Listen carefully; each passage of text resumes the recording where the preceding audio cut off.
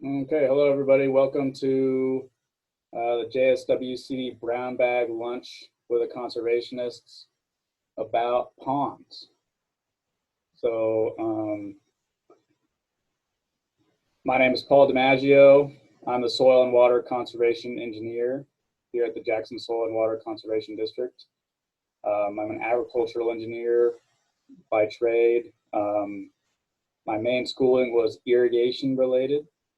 So my main view when I look at ponds is from an irrigation perspective, but through working in Jackson County over the last 8 years, I've learned a lot more about ponds just from talking with a lot of folks doing site visits that we do at the district, and hoping to share some of that info we've gained with you all today and hope to answer some of your questions.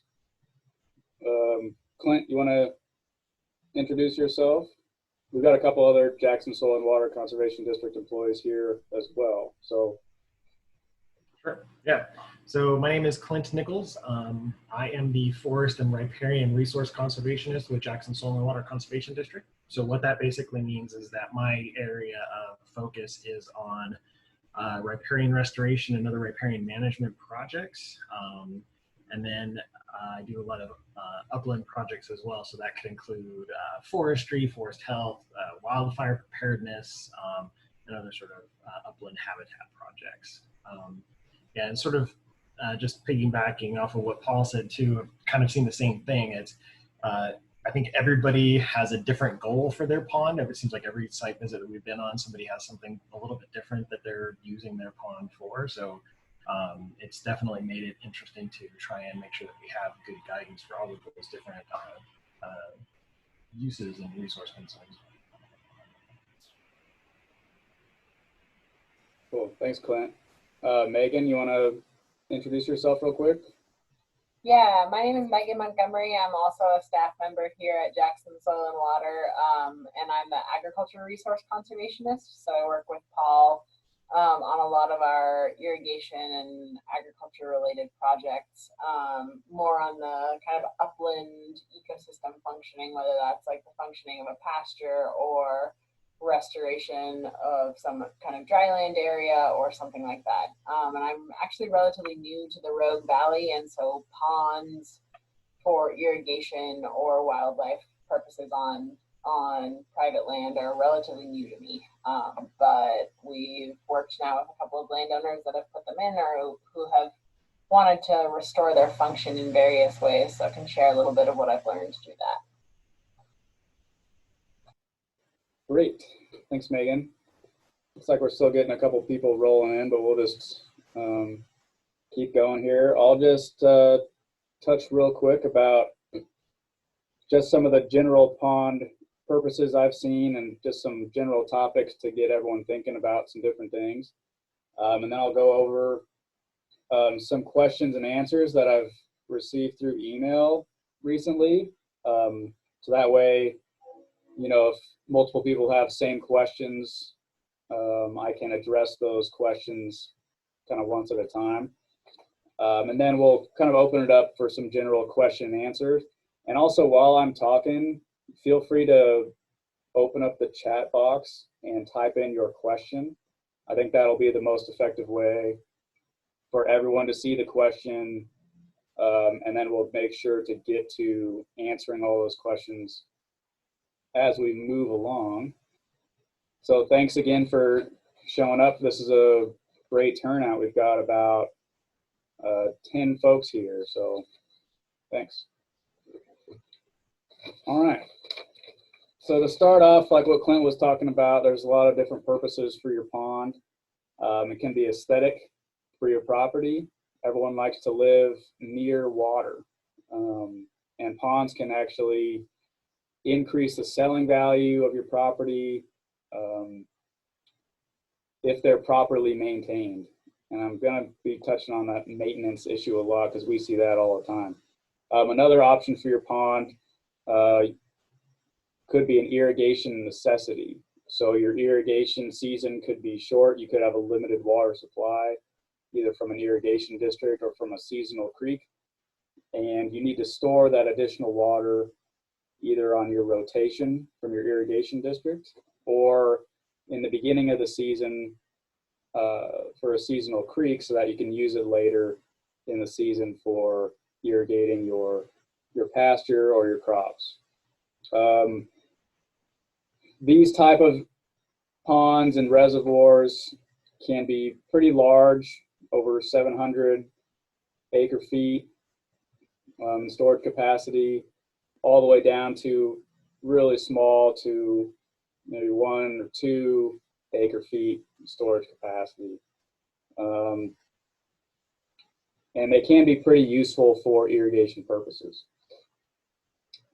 On those small ponds, sometimes they're just an enlarged area for the pump to go into. So if you're irrigating out of a creek or out of a spring or some wet area in your field, the pond comes out of a necessity to just increase that volume of water going into your pump so your pump doesn't dry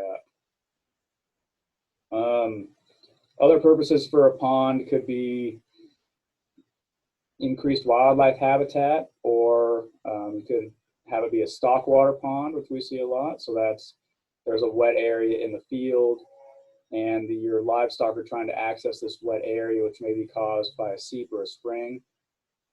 And a previous landowner or you have gone and dug that area, that wet area out to access that clean water so that your livestock can get a good drink of water without getting up to their knees in muck. So that's mainly a stockwater type of pond. The age of building a lot of new ponds seems to be dwindling here in Jackson County. So a lot of ponds have been built in the past. And now at this point in time, we see a lot of people moving in to properties that already have a pond or had a historic pond that was built sometimes 50, 100 years ago. And so we run into a lot of, why was this pond here? How can I maintain this pond for its purpose?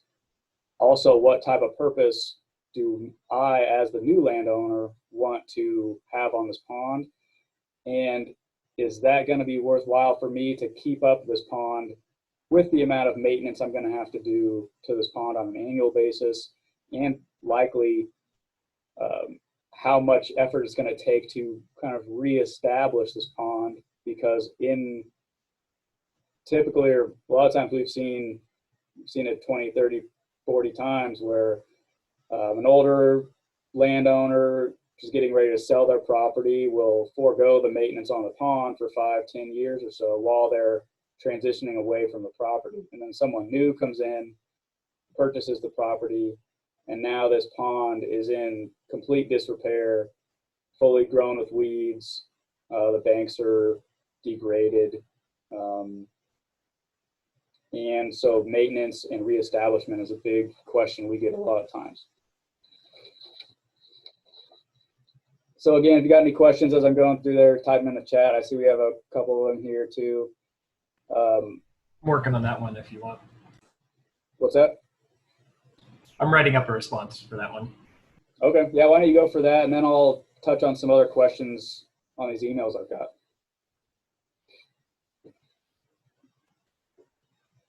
So the question is, if we have a seasonal creek, are we allowed to deepen areas to provide water for wildlife? So Clint, you wanted to touch on that one? Yeah, so typically within any stream, whether it's perennial, seasonal, any sort of soil disturbance within that floodplain or floodway requires a permit from Department of State Lands, sometimes from the Army Corps of Engineers. Every site is specific, so typically what I will have landowners do if they are thinking about doing some work like that, I will direct them pretty much straight to the regulatory agency to find out whether or not, yeah, maybe Ryan can add to it too. He's Ryan at ODF has much more, and W has much more experience with dealing with that kind of stuff than we've done in the past. So But yeah, typically any sort of soil disturbance is going to trigger, is going to require a permit. So. Oh yeah. Yeah, Ryan, would you like to introduce yourself real quick? Hey, I guess good afternoon, everybody. My name's Ryan Battelson, and I'm one of our fisheries biologists with the Oregon Department of Fish and Wildlife, located out of the Denman Wildlife area. My program is the Salmon Trout Enhancement Program.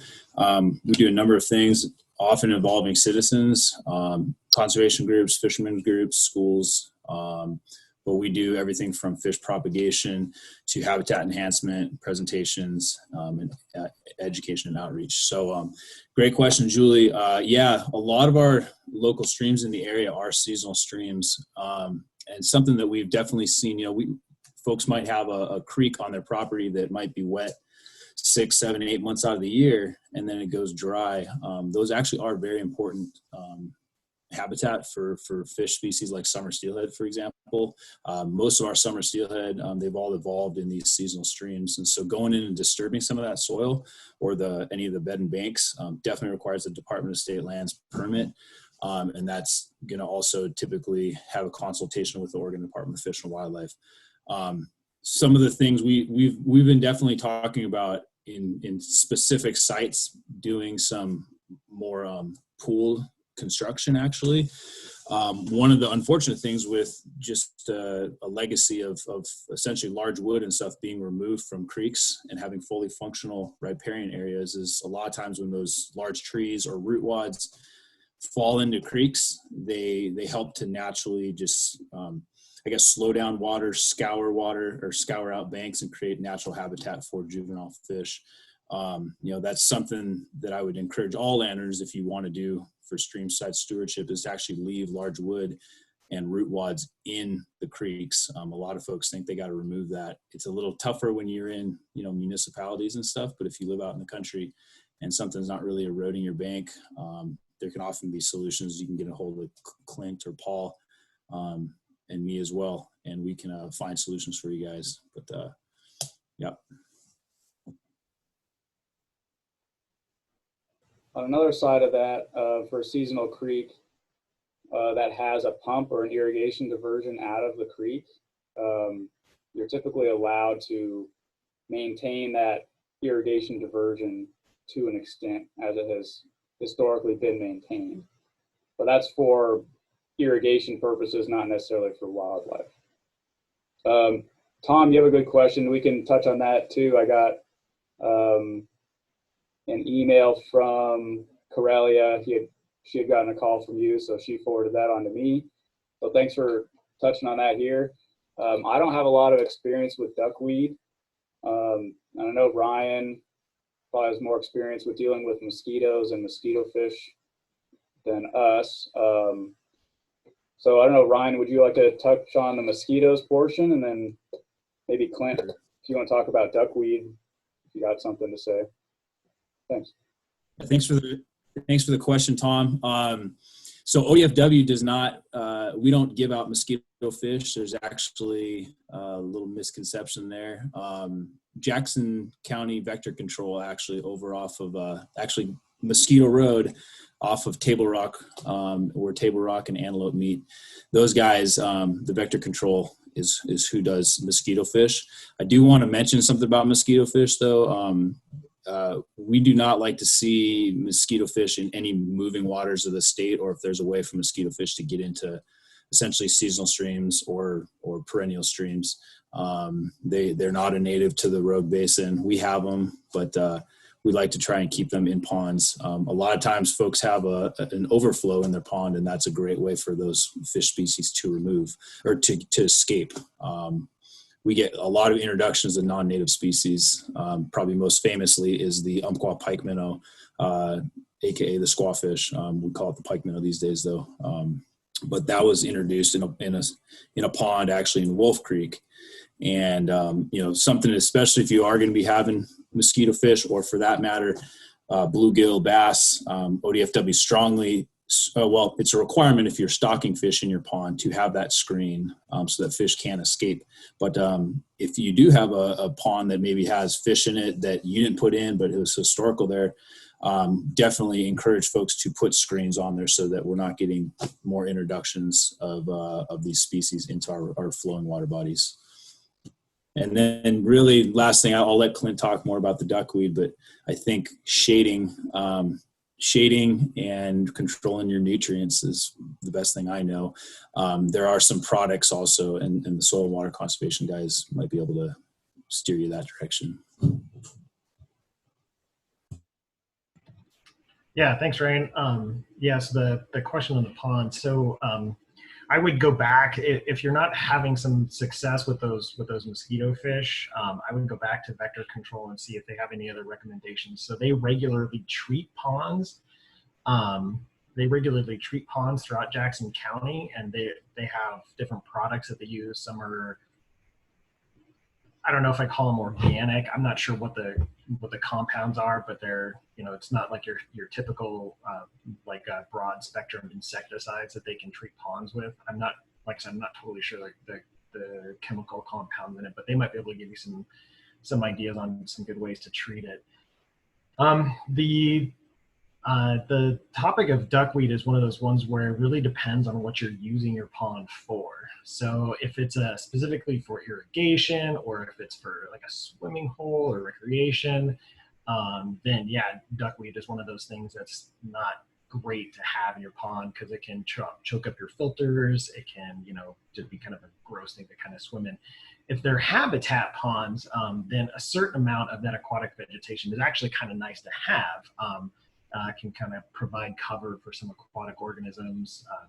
You don't want it as a soupy mess across the entire pond, but some amount of it isn't too bad. So yeah, but like kind of what Ryan had touched on, and Paul, at some point, what we could do, that woodland pond thing that you had shared a little bit ago, that actually has some really good instructions on dealing with aquatic vegetation. It does. I'm on the vegetation control page right now. Do you want me to share the screen? Yeah, go ahead. But yeah, shading and nutrient management is really sort of the best way to kind of manage your aquatic vegetation. Again, if it is an irrigation pond, or if you're using that pond and that aquatic vegetation is a problem, then it's, finding a way to either circulate the water or shade the water, and then making sure that there's no excess nutrients that's getting into it, either from stormwater runoff or things like that. There are certain herbicides that you can use that will kill that different types of aquatic vegetation. And I believe this document actually goes into the different types of herbicides that are used for different types of aquatic weeds. It does, yeah. There's a lot of chemical herbicides you can use, and a lot of folks use them. Yeah, there's like emergent and submergent vegetation. There's free-floating vegetation, and each one will respond differently to specific herbicides. And so, and there may be some, more organic or more environmentally friendly. A lot of those, tend to just be sort of synthetic compounds that are used to treat an aquatic setting. So, but yeah, it really comes back to like what the use to the pond is and how much of a problem it is. Yeah, definitely. Thanks, Clint. Yeah, I'll just touch on this document real quick. This is scroll up here to the top, Woodland Ponds Field Guide from Oregon State University Extension Service. This is probably one of the best resources we've found that just covers all things ponds. A lot of resources out there that I've seen before this one were really geared towards how to construct a pond, planning, design from more of an engineering perspective. And that's all well and good. And that can really help with the overall maintenance of the pond. But like I was saying earlier, a lot of times we're moving into now, we're not building new ponds as much as we were before. We're trying to maintain these ponds that have already been built. So, but this document also covers a lot of the maintenance tasks in detail, like Clint was saying. on there. So feel free to access this. This is free online. If you Google Woodland Ponds, Oregon State University, this should pop up. And that's a good resource. I was just looking at the aquatic or vegetation control section here, which is a big one because maintenance, like as you can see on this pond, there's a lot of cattails, a lot of vegetation on the pond. Excellent habitat for fish and wildlife, but not the best for if you're actively trying to fish the pond or recreate in the pond. So it really depends on what you're trying to do with the pond. And alternatively, if the maintenance becomes too much of a task, you know, draining the pond or just eliminating the pond altogether and turning it into another area is always an option for landowners. And that will be the least maintenance of all, is just removing your pond. So I'll go through here. Let me see, anybody have any more questions? Can't see the screen. Was there a question on screen size, I thought? Oh yeah. So, you know, screening. So like I mentioned, if you're going to stock fish, I'm sorry if I'm jumping in. No, please. If folks are going to be stocking fish greater than 6 inches in length, I believe our recommendation is a 1/4 inch screening. Anything smaller than that, I think it gets down to 1/8 inch screening. And it's mainly, you think, oh, a 6 inch fish, a 1/4 inch, they can't get out of there. But if you're you know, putting bluegill or something in there, bluegill breed prolifically, and their fry are pretty small, and so it at least tries to stop some of the smaller fish from escaping. Yeah, having a low point typically on your pond, you'll look at the landscape and find the lowest spot, and that's usually where there's already an overflow. Folks can have just a simple culvert and have a screen on the upstream side or the pond side, and then the downstream side. We recommend having 2 screens back to back so that when you're picking one up and cleaning it, there's still a screen in there and fish aren't escaping. But yeah, weed management is a big thing, especially if you've got your pond screened. But if you're gonna have fish in there, that's the cost of doing business. So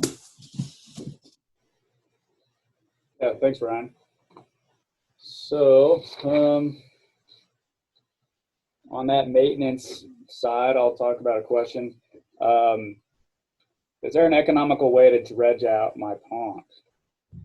This is a bulge pond we're talking about, which means that the pond is not in the water channel. It's kind of set offside next to the irrigation canal. Is there an economical way to dredge out my pond? I've got about 70 years worth of muck at the bottom. So it hasn't been maintained by the previous landowner potentially. Is there a way to clear out all that muck and sediment that's gotten in there while also spreading that out on my field to increase the organic matter for the crops I'm trying to grow? I think that's a great idea and something that comes up a lot. And you're typically allowed to clean out the muck from your pond as long as you fall within the Department of State Lands permitting requirements. So a pond is usually considered a wetland, and it may be either connected to an essential salmonid habitat or not. In the case of a bulge pond that's used for irrigation only, it's usually in an upland setting that doesn't have a natural stream running through it. That's kind of non-connected. So you're allowed to, without a permit, remove 50 cubic yards of material per year without getting a DSL permit. If you want to remove more than that, you need to get a Department of State Lands permit, and you can call Department of State Lands, the lady over there. I'll put her contact info on here on the message deal here real quick, but she's super helpful. and she can tell you if you need or don't need a permit. It's always a good idea to call and ask. So this is going to have to be done. You're going to have to dredge the pond or excavate out the muck that gets into your pond every couple years or so. And that muck that gets into your pond can be from leaves from nearby trees. So if you have a lot of trees growing around the outside of your pond, you're going to fill up your pond with leaves and aquatic or material faster than you would if you had a pond that only had grass around it and not too many trees around. Another concern is the inflow. So if you're getting water from an irrigation source that is high in sediment, that's just dark and chocolatey, when you're putting water into the pond, you're gonna over time fill up your pond with sediment, and you're gonna have to clean that out. So that should be a expected maintenance for your ponds. Otherwise, the pond will eventually fill in with all vegetation and cattail and turn into more of a swampy, marshy area, which if that's what you're going for wildlife habitat, that's great. That's a low maintenance way to get some nice wildlife habitat in there, and you don't have to dredge it. So for spreading that sediment and that material back onto a field, I was going to have to do some more research on that, about the best way to do that. But I imagine you put it in a holding area, let it dry out a little bit so that you can either put it in a spreader and spread it out, or some way like that to just get it out on the field without putting big clumps of wet material onto your crops in kind of a non-uniform way. Letting it dry out so you can shoot it out would be kind of a good way to do that. And, you know, historically in floodplains for agricultural production, every year the rivers would get high, flood a certain area, deposit sediment and organic matter over this floodplain, and then that area in turn will become one of the higher producing agricultural regions. So definitely that organic matter in the bottom of the pond and that sediment can add to your crop production if done properly. We got a comment from Ryan. Yeah, Ryan, you want to touch on that real quick? Just consulting with DSL and ODFW. So you can always call ODFW, probably call Ryan. Are you the guy to call for this for Jackson County also? Yeah, folks who call myself, Pete Samarin, or Dan. We will all take the calls. We've actually got a great Department of State Lands representative, Lauren Brown. She's excellent. She's pretty timely in her responses as well. But we get every question you could possibly think of. But yeah, some essential salmonid habitat. A lot of times, folks won't think that. It's mainly like if your pond is off channel, you're not going to be an ESH. But if you're an on channel pond, there could potentially be miles of habitat upstream of your pond. Kind of touching back to that screen discussion, maybe we don't want to put a screen on a pond like that because you actually might be blocking fish passage seasonally. If you're going to be touching anything within the bed and banks of a creek that is mapped ESH, you have to notify DSL and ODFW. But if you're outside of essential salmonid habitat, which you can find on it's on the DSL website, you could just Google ESH or essential salmonid habitat and DSL Oregon, and you should be able to find an interactive map that you can see where you're at. If that's maybe not in the cards, give us a call and we will look it up and we can tell you yes or no. So you might even have salmon or steelhead in your creek, and it might not be salmon and essential salmon habitat. Usually that's like larger tributaries and stuff, but it's all connected. And so whatever you're doing, if you're mucking things up, you should try and limit the sedimentation and stuff that's going downriver. Thanks, Ryan. Yeah. And Mary Ann asked a question. Original owner of my property created depressions, kind of seasonal ponds in the path of a seasonal stream runoff that comes down the hill. there's a conduit under the road, East Antelope Road that goes to Antelope Creek potentially. If the drought should subside, can I request to enlarge, deepen any of the 4 ponds? So I would ask Mary Ann, what is your intent for the ponds? Are they for storing irrigation water or other? And put yourself, I think you're on mute right now, Mary Ann.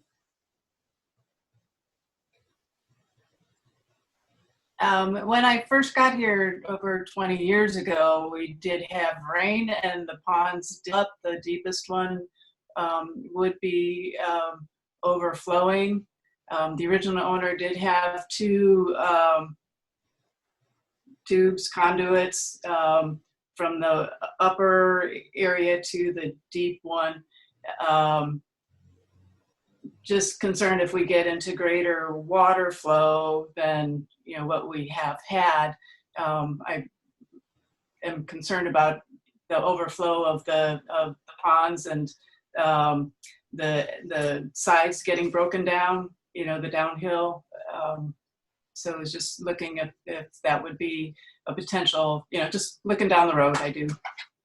Sure, yeah, good concern. A concern with ponds is always, when is it gonna blow out? When is the dam gonna fail? Is the outlet gonna get clogged and is the dam gonna overtop? Or is, like in that case, if there's a culvert or an outlet pipe through the dam face, then sometimes those culverts can get clogged over time with sediment and debris that falls into the pond with sticks, and it'll build up and kind of clog that outlet. And then that water needs to find another place to go over the pond. And sometimes it can go over and just decimate your pond. So the easiest fix to do would be, if you're not, utilizing the ponds for anything really super necessary, would be to just eliminate those ponds and reshape that channel and revegetate that channel to keep it from eroding during those seasonal rainstorms. Oh, okay. So if you do try to block up that water kind of cascading down, it's just going to be maintaining all those ponds, maintaining all those outlets, maintaining all the spillways. But if you don't necessarily need that, maybe those were put in for stockwater purposes previously, or just because people like having ponds on their property. But yeah, it's no problem to eliminate those ponds and reestablish that waterway. I would also talk to Department of State Lands as well to see if you would need any type of permit, and talk to ODFW too to see the best way to eliminate or remove those ponds. Then you won't have to deal with the maintenance anymore, or the thought of overtopping the pond and having a catastrophic event. Okay. So, I do have some sheep, a small amount of livestock. I don't have irrigation, so I'm very contained in the number that I can handle. mm-hmm. Would there be an issue? I just started it up the past couple of years. I've never let them along the creek and those ponds. Would there be an issue with, the water's not going to be staying there all year, but for when the water is there, would it be okay for the sheep to, set up some fencing around it for the sheep? Yeah, it's okay to have livestock drink out of the water running through your property. So that's an exempt water use. You don't need a special water right for that. The proper way to do it would be to allow them a certain small amount of access to that water source that is a hardened area. Yeah. You fence around the whole area, and then you have a notch in the fence, maybe 8 feet wide, with some rocks laid down so that they go in, access the water, and then come out. That's an effective way to do it. Alternatively, fencing the whole area and having a nose pump is pretty effective, or a small solar pump. A nose pump is like Well, it's a livestock controlled pump Oh. where the pipe goes into the water and it comes out, and then the livestock pushes on the pump with their nose, and water shoots out into a little catchment and they can drink out of there. And those can be pretty effective. It's not as fail-safe, obviously, as just having a notch in the fence. So if you're gone a lot or you really need the livestock to have water, it's not super good for super rural areas, you know. But in your case, if you are constantly there watching the sheep, having something like that can be good. Or you can allow the livestock to drink water from your well or another source of water too. So We've just been filling tanks wherever we have them at. I've been trying to learn about pastures and that sort of stuff. And there was a discussion about ponds and the livestock breaking down the edges of the ponds. So, which I don't want to have happen either. Yeah, Right. This is all new to me. I'm a military nurse by trade. This is new stuff. But the nose pump and the having a hardened area for them to approach that hadn't been mentioned before. So I like great, that. good. That's good. Yeah. Thank you. Thanks. That was a good question. Okay, looks like we got some other questions as well. Clint had to head out. Pond aeration. So aerating the pond can be an effective way of reducing some weeds. And that can be, I've seen people will put little generators and they'll pump air through a pipe, and the pipe ends at the bottom of their pond, and there's a little aeration deal under there, and it allows the bubbles to come up and mix in the pond. And that is usually used if there's not enough water inflow and out of the pond to kind of recycle that water through. So you don't really need aeration if you are pumping a lot of water into your pond or putting a lot of water into your pond and taking a lot of water out. If you can, I think, replace the water in your pond every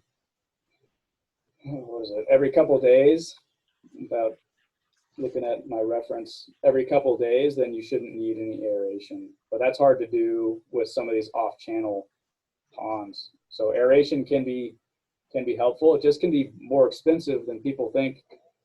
And so I haven't seen a lot of it done out here. But so that's aeration.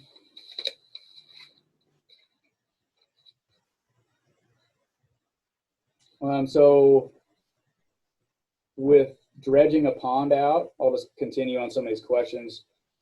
You can use a backhoe to scoop the water out or scoop out the muck. You can use an extend-a-hoe backhoe to get even further out. You can dry up your pond and get in there and scoop out the muck. It's a difficult task. You can take a boat out there and scoop out the muck that way. It's a heavy maintenance task, and one that isn't done regularly, as seen by a lot of major reservoirs and dams that are beginning to be silted in now and are losing their storage capacity because they haven't been dredged out or cleaned out over the last 50 years. So it can be an expensive process, and sometimes it can be cheaper to just get rid of the whole pond and start from scratch and rebuild the whole pond. So that's something to look at. Try to find some contractors who are good at earthwork, and ask if they've done any pond work before. There's some technical points on building a pond to reduce seepage and leakage in your pond dam face and your banks. So try to find a contractor who has done that before. I don't have any specific folks in mind. I've only worked with a handful of contractors who have done pond construction considerably. So we got some questions being answered back and forth in the chat. Can everybody see the chat box there? Yeah. Okay, good. I could maybe clarify my answer. I don't mean to be Thanks.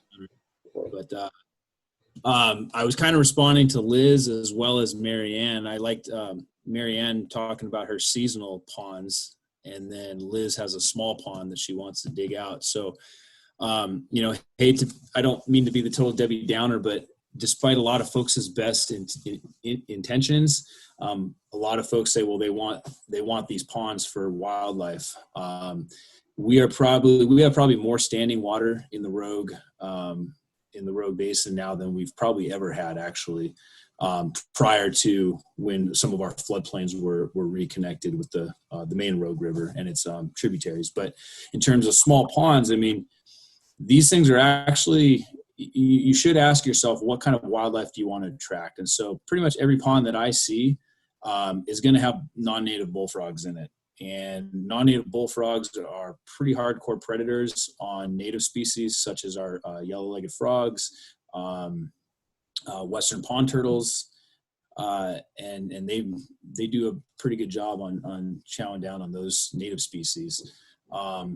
So yeah, from my standpoint, I don't think a lot of times we're necessarily needing more standing water body in the road. What we need is the sources of those ponds, which were springs and seeps, which usually has cold water. And you know, if that stuff was allowed to get into creeks, that is going to be a great resource for juvenile steelhead, juvenile salmon, juvenile coho salmon, things like that. So if you have a pond and it's been there for years, that's great. If you are going to be, if you want to let it kind of go back natural, I would support that. If you are going to be digging it out, though, one thing to keep in mind is you can't be, especially if it has a dam or something associated with it, you can't be increasing the footprint of that pond. And so if you are going in there to maintain it, that's fine. But if you're trying to make the thing bigger, you're going to have to consult with water resources and probably ODFW as well. So I'll just piggyback a little bit on what Ryan was saying, that if what you're wanting is aesthetics and wildlife habitat benefit on that pond, that letting it, like you said, letting it fill in and kind of naturally revert to something that's more like a seasonal wetland might be beneficial. And we can help you out if you want with picking plant species that can tolerate that. Like in the wintertime, they're totally saturated and they're in water. And then in the summer, when all the rain stops and everything, they can tolerate being dried out, and they get both those extremes. And a lot of native species really like the habitat benefits that those provide. And so it won't be a pond habitat, but it'll still be really great wildlife habitat on your property. Well, thanks, Megan. Megan, do you have anything to add to Tom's question there about seasonal pond with hemlock in it?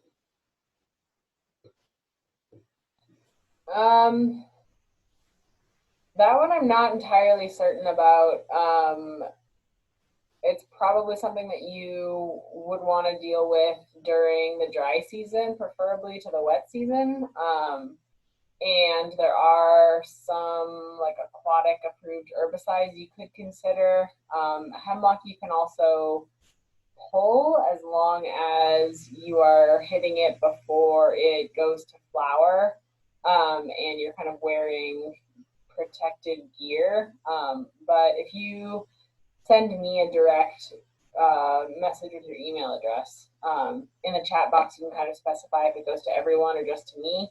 And I can look that up for you and kind of draw up what you might do in the timing of that. Something to be kind of careful of because it is a toxic plant, and being really cognizant about what you're using to treat it. Yeah, good question. So I'll just move forward on some of these other questions that I've gotten. We've talked about algae and cattails. So with older ponds, they may begin to leak and seep over time. They may develop cracks, and some of these cracks in the pond bank or the dam can be caused by a lot of times large trees or vegetation that are growing right on the dam face or right on the embankment. And these large trees have big roots that go down, and they will grow where there's water, and they'll grow in, and then some of these trees might die, or some of the roots might die, and that leaves a big space in that dam for water to get in and water to find its way to seep out. Rodent damage is a big problem on dams and dikes, mainly on skinnier dams, so like on irrigation canals where the actual dam is maybe only 6-8 feet wide, or even smaller in some irrigation districts. You can get a couple rodents in there and you could have a irrigation ditch blowout on that dike, which that dike that holds the irrigation canal in is basically a long, skinny dam, similar to what you would have on a pond.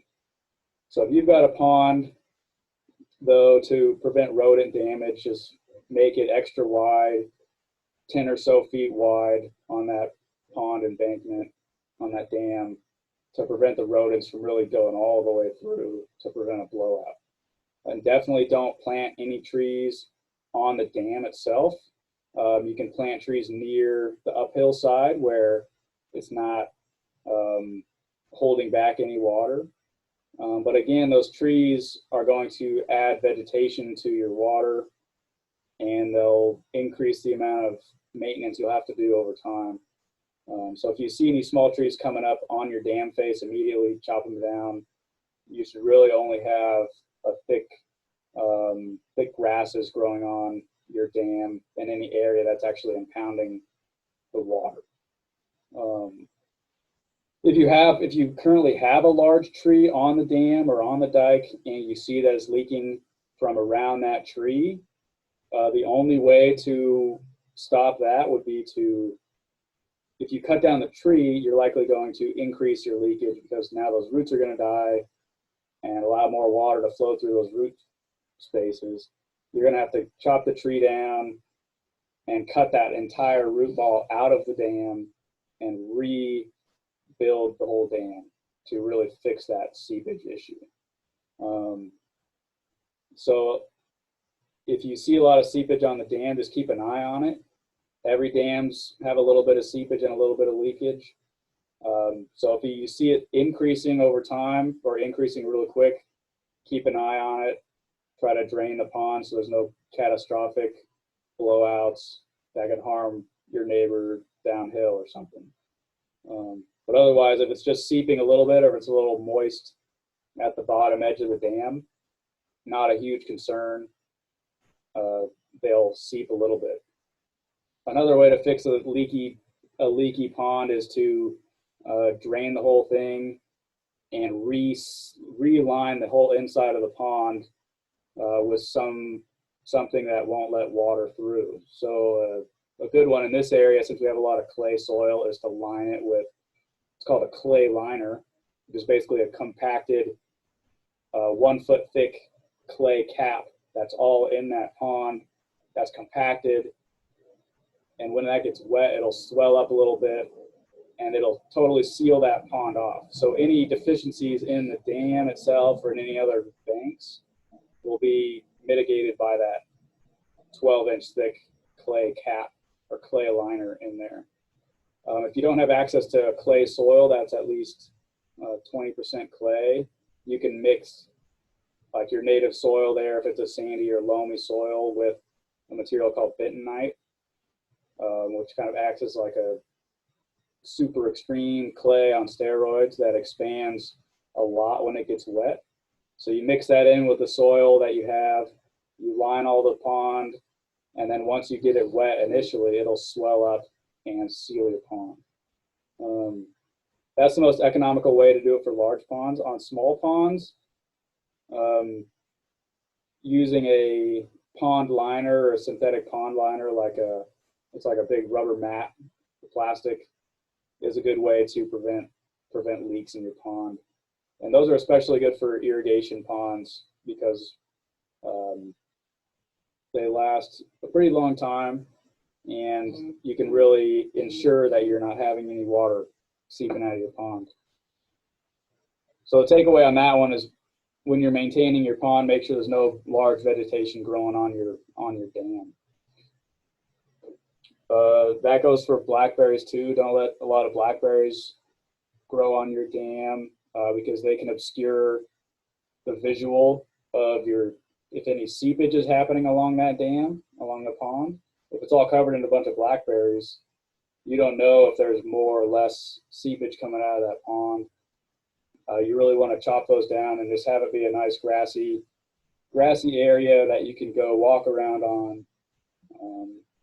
That's at a gentle slope so that you can mow it without tipping over you or your mower. I got some regarding sealing ponds. When you talk about sealing ponds with clay, this is a question from Aluna. Are you talking only about the inside of the pond or also the top of the pond dam or face of it? Would sealing those sides be helpful for preventing blowouts? Good question. When I talk about sealing a pond, you're really just sealing where it's touching the water. So you're right between the water and the soil is where that sealing is going to be. Same thing with a synthetic pond liner. You don't need to wrap the whole outside of the pond with that plastic liner. You just need to put where the water is touching it on the inside of the pond. That being said, large trees with lots of roots will slow down dam blowouts. So that's a misconception of that the tree is actually holding the bank together. It is in a sense, while also contributing to more seepage loss from your pond. And eventually that tree is going to die. Trees don't last forever. And then when it does die, it could fall over and create a large hole in your dam, and then your dam will blow out. So having trees is really not a good benefit for having trees on the dam. And the reason you see a lot of trees on some of these irrigation district dikes for their canals is that because they haven't gone in and cut them down when they're too small. And now that they've gotten larger, they're more afraid of having to go in and clean them all out. So they're just kind of monitoring them and making sure none of them fall over and making sure the root ball doesn't fall over and destroy the whole irrigation district canal face. There's a lot of ways to get water out of a pond. So you may have a pipe through the bottom of your dam at the lowest point of your pond. And that can be used for irrigation outflow or just to drain the pond. But not all ponds have that pipe at the bottom of the dam. They don't have an outlet works. But usually if you do, there's a screen, a rough grate on that pipe going through your dam and some type of valve. Old ponds, that valve is usually very leaky and it doesn't seal correctly. So replacing that valve is important. Also, the grate or the intake structure where the water flows into that pipe, which then goes under your dam and out, that can become rusted or can fall in or become totally surrounded by materials. And really the only way to, well, a good way to clean that out is just drain the whole pond. If you can, either pump it all out or drain it as you can, and then go and rebuild that inlet structure, that grate for your outlet pipe. There's a lot of different ways to build that outlet pipe. If you're interested in some examples, I can send you something. Yeah, Ryan, why don't you talk a little bit about the pond sealing, what you've seen on there? Well, maybe it's pond sealing or maybe it's just I guess if you have I just want to talk about if you have a pond on channel, so on a stream, on a seasonal stream, on a perennial stream, and you are starting to make kind of repairs to that structure. If there's significant repairs, and that means pretty much more than if there's like a roadway or something going on over it and you're just kind of doing roadway repairs, that's fine. But if you start significantly making repairs to that structure, there could potentially be what's known in the fish world as a trigger event. And so if that pond were to just say blow out in a winter storm, then that's for sure a trigger event. And what a trigger is essentially you're going to have to address fish passage. And, a lot of times ODFW we will be getting involved if you've had a full blowout. If you are per se blocking fish passage, that doesn't mean that you can't have the pond in the future, but you're going to have to address fish passage. And so if you think you're having an issue with that, you definitely might want to at least talk with us, and we can tell you what you can and can't do in terms of preventative maintenance on that. So Good. Yeah, thanks. That's a good point. So talked a little bit about drain. So apart from getting water out of your pond through a drain on the bottom of your dam there, you can just have a overflow outlet where it maintains the pond at a certain level, and once it gets over that level, it flows out a safe area, usually around your dam, and then that can flow either through culvert pipe under like a dam access road, or an open canal, open channel away from your dam. And those need to be maintained as well, especially if they're vegetated. They can get clogged up with vegetation, or even clogged up with beavers can come in and clog up where there's any running water coming in or going out of your dam.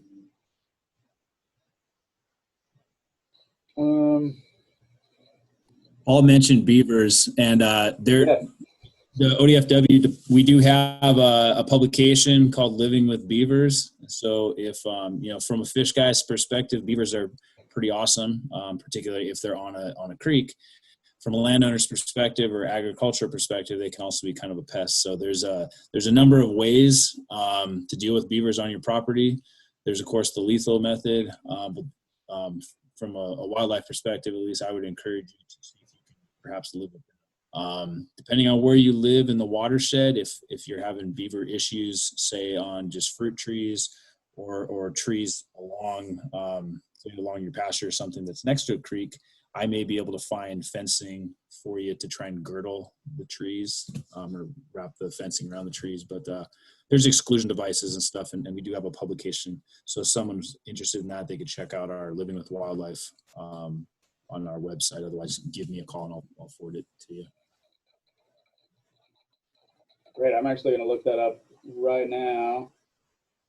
Living with Beavers, ODFW. Yeah, Living with Wildlife. Cool, great. Living with Wildlife here.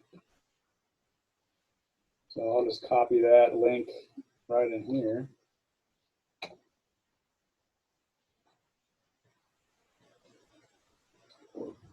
Yeah, and like you said, beavers are great wildlife to have around if your goal is wildlife, and I encourage anyone to keep beavers around and keep them in there because they provide a lot of benefits to wildlife.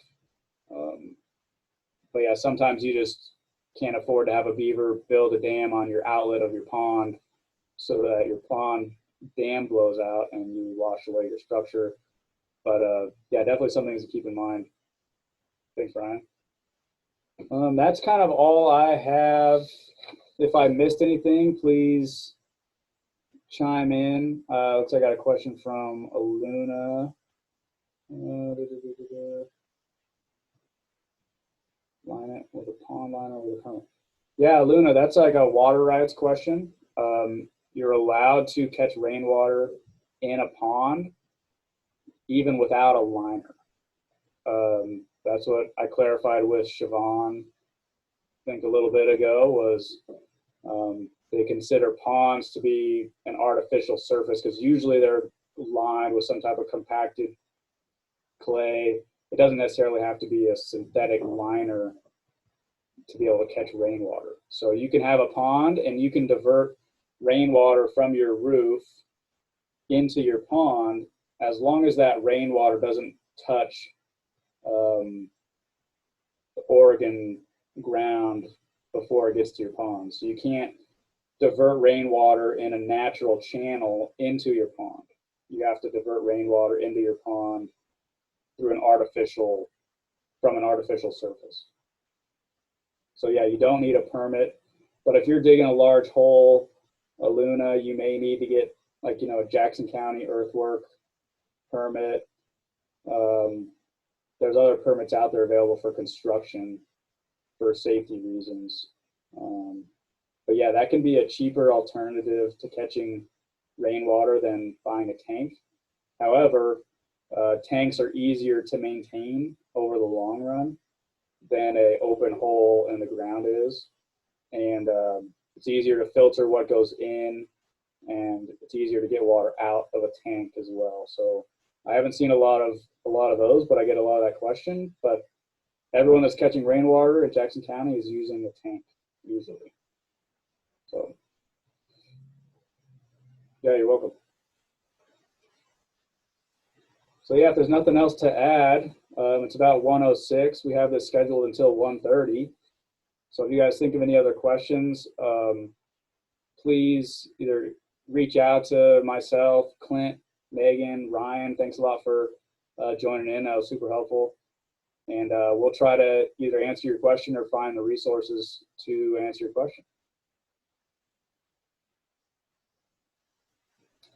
Yeah, thanks y'all for being here, and I'll get back to you, Liz, on your questions about plant suggestions for that pond area.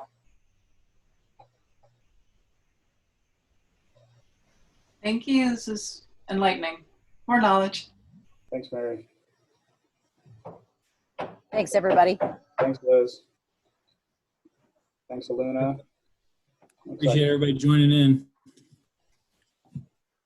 I want to make a pitch. If folks are on small seasonal streams right now that are drying up, I mean, we're kind of late in that. If you live along a stream and it's drying up and you want to do some salvaging of the salmon and steelhead that are in that, you should get a hold of me, and I can hook you up with a permit and show you where to put those fish. So, and how to handle them best so that they're not going belly up. So thanks, everybody. Thanks, everybody. Appreciate it. All right, thanks, Aluna. All right, thanks, Ryan. I'll Take care. see you guys later.